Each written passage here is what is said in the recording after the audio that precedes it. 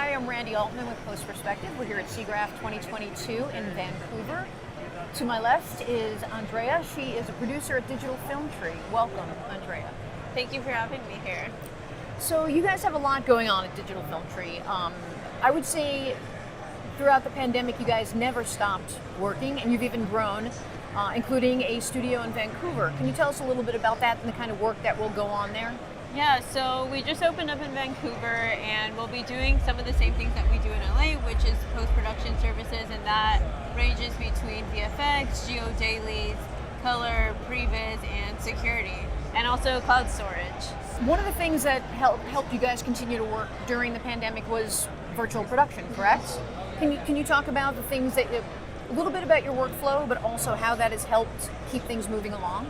Yeah, so what we do is we specialize in previz for TV, and that is really all kinds of visualization, whether that's for VFX or stunt viz, safety viz, story viz, pretty much anything that you can possibly imagine visualizing. And what we do is we leverage game engine technology such as Unity and Unreal Engine. And once we learn what our clients' bottlenecks are, whether it's we need a plan for VFX, or there's not enough budget to create this really awesome show, we'll then virtualize their sets and their scenes, and we'll bring them to life.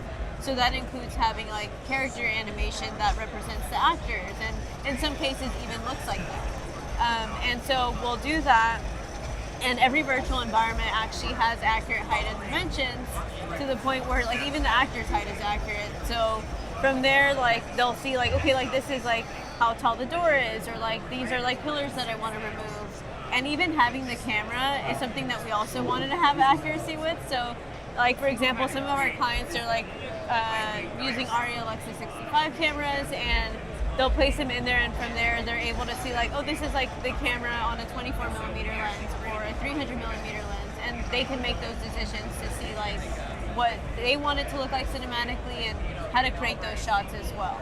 So it's putting more creativity. The filmmakers get to make decisions right away on the creative process versus later down the line in post. Oh yeah, of course, and it even helps post as well. So most of the time they'll get the shots and they'll make so many revisions, and once they have all those options, similar to them shooting on set and having millions of takes, they'll then give it to their editors or to one of our editors, and we'll string it out for them. And sometimes even that stuff is scored, so they'll see oh, this is how I can tell this story for this episode, and it helps them way ahead of time, so that way they know when they get to set which shots to prioritize and what would be most important, and anything that they have extra room for, they can do that towards the end. You guys have been working on some pretty great shows. I know the Lizzo reality show, Ted Lasso, of course. What are some other projects that you guys have worked on? That I can talk about? Yeah. Well, there's also Dave, which I think now it has, I don't know how many seasons it has anymore. I've been watching it. It's just all jumbled up in my head. But we worked on Dave season 1. And that was really interesting because with previz, one of the biggest questions is okay, well, this is really amazing, but how long does it take? And with them, we actually were notified, I believe, 24 hours before. They were shooting at the Hollywood Palladium. They needed the Palladium to look like it was all filled up. They knew that day they would only have about 20 to 50 extras, and obviously that's not going to fill up a whole venue. So they were trying to figure out how they could do these 360 shots around their main actor, Little Dicky, and move the audience around so it looks like the stadium had a bunch of people there, or figure out how they would shoot VFX plates. So by us prevising, they were able to figure that out, and that footage then went to our VFX artist Carlo Vega, who then became their VFX supervisor for that specific scene and shoot. So we also worked on Our Flag Means Death, and they're a little bit different because they don't use Unity or Unreal Engine. So we use Previz Pro, which is essentially a storyboarding app that still has the same capabilities in terms of accuracy, except it doesn't have animation per se. And with them, we worked on season 1, and we optimized all their environments, whether it was a ship or a Spanish tavern.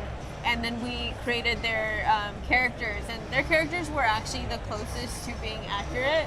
And let me explain what that means. So they provided us with their, I guess, casting pictures and what the actors wore when they were getting working with the costume designer, and all their little pirate outfits.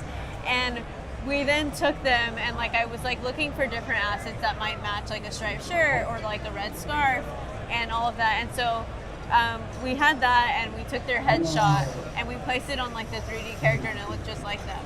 And so that was really fun for them to see because then they would know like, oh, this is this actor. And like it makes it easier to move characters around without people being so confused about like, oh, well, this is just a generic 3D model and I don't know who's doing what, and it's really confusing. So it was really, really beneficial for us to like get that experience and be able to work with them. And we'll see what comes up with season 2. Fantastic. So what have you, I know it's early days of the show. Have you seen anything yet, or what are you planning on seeing? What do you feel is important? For that show specifically, sorry, for SIGGRAPH. For SIGGRAPH. Yeah. So I just got here, so right? It's hard.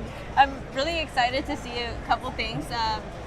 For one, we actually have some of our work being displayed over at the Unity booth. On their media cube, they'll be presenting what we did for the Umbrella Academy Season 3, so it'll show a side-by-side between our previz and then what actually happened in the live-action version. So I'm excited to see that, and then I'll be doing 2 panels today. So there's one with Unity.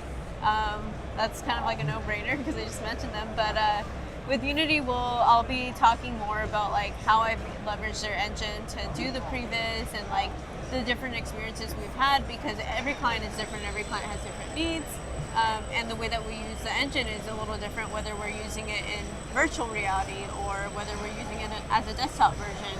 And we create so many different tools for each of our clients, so it's going to be really fascinating to talk about that.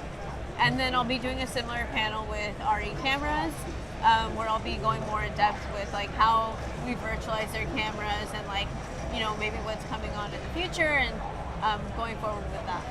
Fantastic. You've got a busy show ahead of you. I will let you get on with it. Andrea, thank you so much for chatting with us. I appreciate it. Thank you for giving me this opportunity.